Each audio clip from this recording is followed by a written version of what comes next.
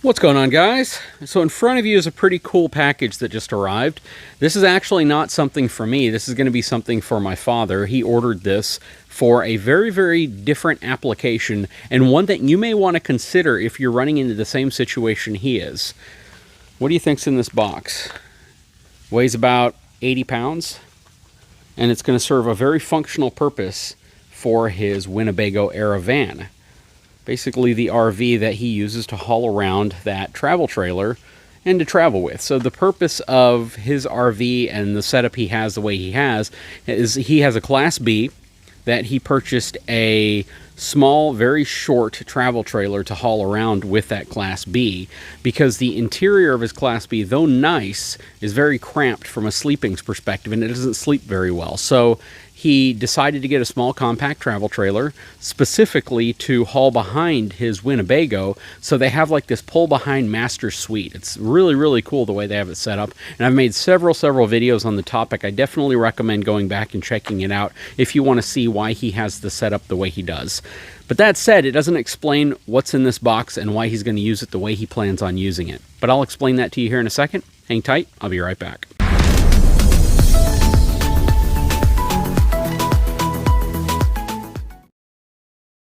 Okay, so in front of you, you're looking at something pretty cool. On the packaging, you can tell this is made by a very, very popular company. It's called Torque Lift. It's called the EcoHitch, but not specifically the EcoHitch, and you'll see what I'm talking about here in a second. And it looks like a standard receiver in front of you until you read the wording on it. This is actually the North Front Hitch. What does that mean? That means, though this looks like a traditional hitch, it mounts to the front of a vehicle, specifically the front of their Winnebago era van, a Class B Sprinter van.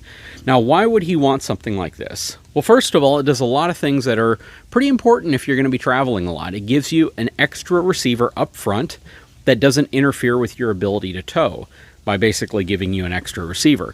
Now, what else is special about this? Well, in my father's case, it's going to give him the ability to relocate his spare tire from the back of the van to the front of the van.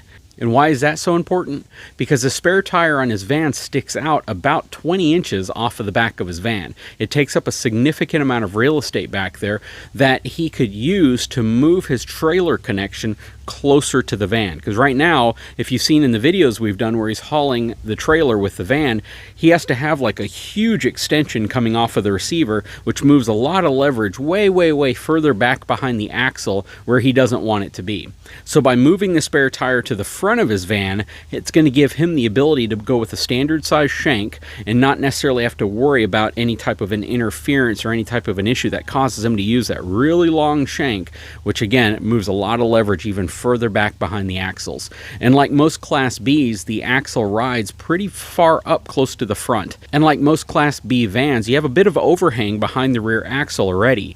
So you want to try to limit some of that. In most vehicles, you're going to have overhang already, and that's the space between here and the back of your truck. His van extends back a couple feet further than even my truck would past the axle, which means when he's hauling the trailer around, it creates even more leverage, which can definitely imbalance the RV and also lead to potential sway. So he's trying to mitigate that as much as possible, and this is one way to help do that. And it's also going to transfer some weight to the front of his vehicle by way of moving the spare tire as well as the mounting system that will hold the spare tire. But this is what it looks like. Pretty cool setup. I'm going to have to admit, this thing is built incredibly well. All 1/4-inch thick plate steel, impeccable welding. It's all boxed right here, similar to most. Very thick wall on that boxed section. Some very thick 1/4-inch gussets right here. Very nice welding. Very heavy duty kind of texturized powder coat. It looks really nice. Another 1/4-inch plate that's bent right here, and it reinforces the 2-inch shank. Very nice setup here.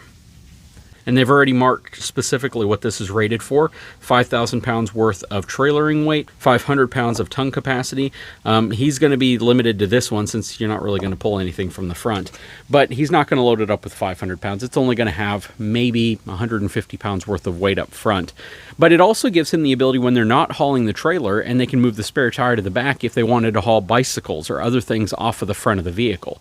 So that's really cool.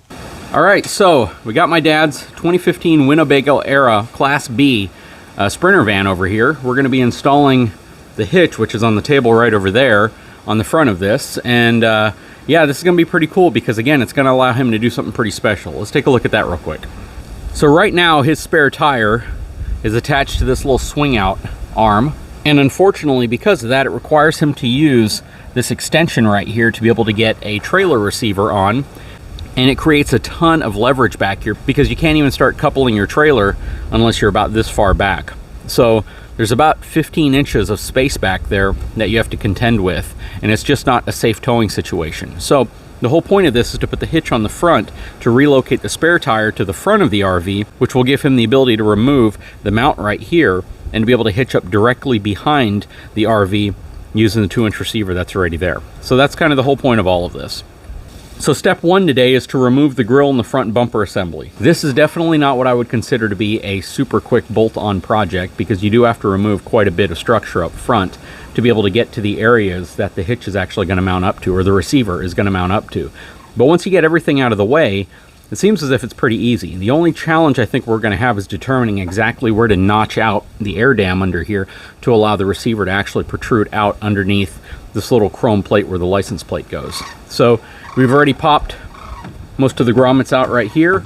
There are a couple Torx screws that are right here that we removed. The grill is pretty much loose at this point, but we're going to go ahead and proceed with removing some of the other clips and things we need to take off so we can remove the front bumper assembly. Okay, so we got the grill off. And then around side here, there's a couple grommets you also got to pop off.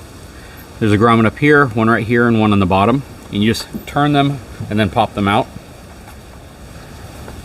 Okay, so here's all the little rivets that have come off, or at least little plastic grommets, everything holding it in place. I had to take his little fog lights off. Everything's pretty much not securing the bumper on any longer, so we should be able to just lift this thing off. You want to give it a try?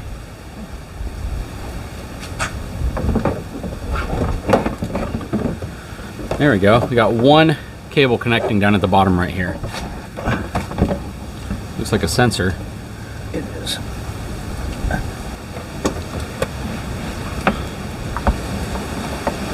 Okay, so we crawled underneath the van and we see where this mounts up in place. They have a notch right here because there's an air canister that needs to attach to also the frame rail that this is going to go up against. And then there's also another part that will attach here. So it's nice that they've made the cutouts to be able to kind of put this around it. They included some bolts here. Looks like some grade 5 and some grade 8 bolts. And this is essentially a kind of a bracket that will go inside of the frame rail. So whenever you tighten these back bolts up, it'll squeeze it into the actual frame. The front ones should thread right in because they're already threaded on the frame. But right here, there's large holes in the frame, and that's where you have to fish these into place. And you're likely going to have to take a bolt, drop it through like that, and then secure it from the bottom. That's why they put these here. It keeps the bolt head from spinning whenever you're fastening it. Okay, whenever you're dealing with a fully boxed frame segment, you have challenges feeding bolts through things. So they give you this bolt fisher, which is essentially this wire, looks like a spring on the end, and it just threads onto the end of your bolt hardware. And then you have a plate that will have to go into the actual hole along with this bolt, and it allows you to have access to pull down on it while you tighten the nut that's going to hold the receiver in place. I hope all that made sense.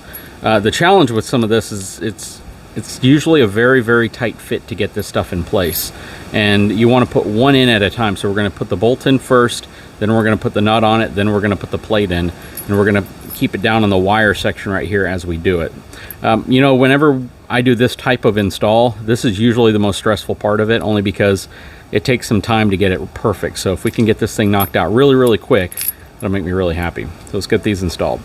Okay, so my father heroically took on the task of feeding through the bolt fishing holes and getting the bolts lined up in place, and my wife actually made me some avocado toast, so I went inside and ate that.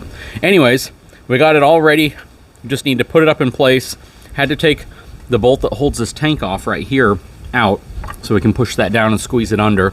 At first we were concerned about, or at least I was concerned about, tightening against this plastic, but my dad informed me that there's a metal sleeve inside of there that should be able to handle the torque load of the bolt whenever we put it in place. So yeah, we're gonna just press that down slightly, kind of squeeze this underneath there, feed the bolts through the two back holes, and get it all lined up so we can start tightening everything up. Okay, so we got the 2 back bolts secured.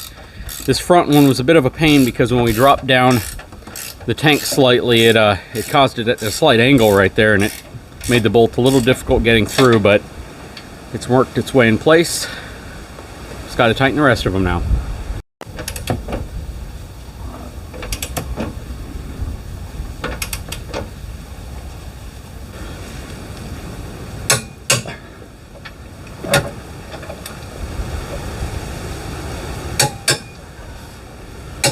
Okay, so everything's in place, everything's torqued down. It's looking really good. It's spaced off from the bumper, probably about 4.5 inches. We've notched out the front of the bumper shroud or the bumper cover.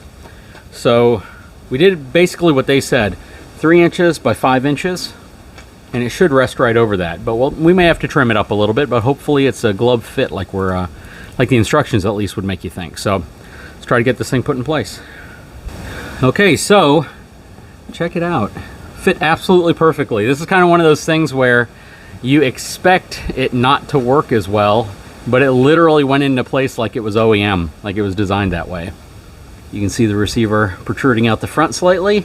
The cutout was marked perfectly, and with the precision of a sawzall, I was able to notch everything out and take that one piece of plastic off. But yeah, this is coming along pretty well. Just need to get the bumper secured again.